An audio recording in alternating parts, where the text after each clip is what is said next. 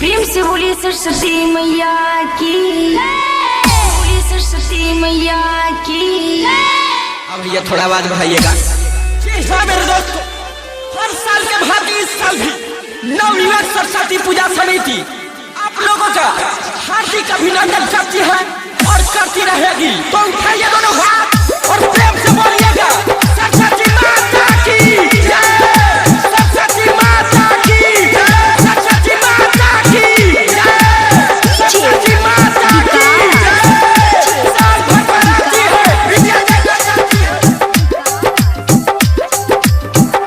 कैसे करिया है मैया हम तोहरो विदाई, कैसे करिया है मैया हम तोहरो विदाई। हमरा या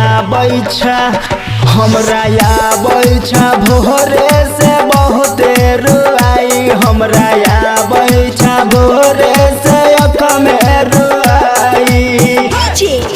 विकास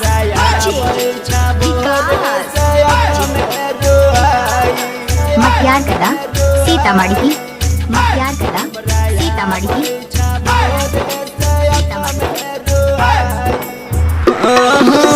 सालवन के बाद एला बेटा के दुआरी, कहे त छियो हम तोहरे पुकारी, तोहरे पुकारी।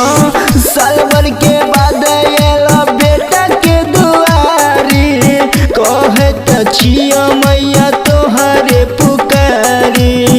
अब न सहला जाई हमसे जुदाई, अब न सहला जाई हमसे जुदाई। हमरा या बैछा मैया है अख में रुआई, हमरा या बैछा भोरे से अख में रुआई।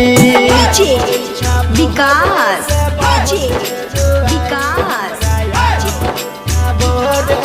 मटियार कला सीतामढ़ी, मटियार कला सीतामढ़ी।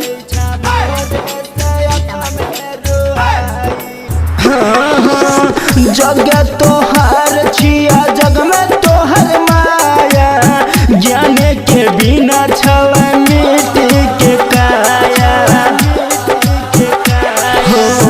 जग तोहार छिया जग में तोहर माया, ज्ञान के बिना छल मिट्टी के काया।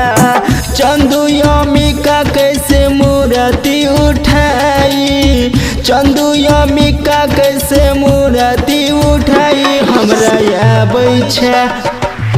या बैछा मैया है अख में रुआई, हमरा या बैछा भोरे से अख में रुआई।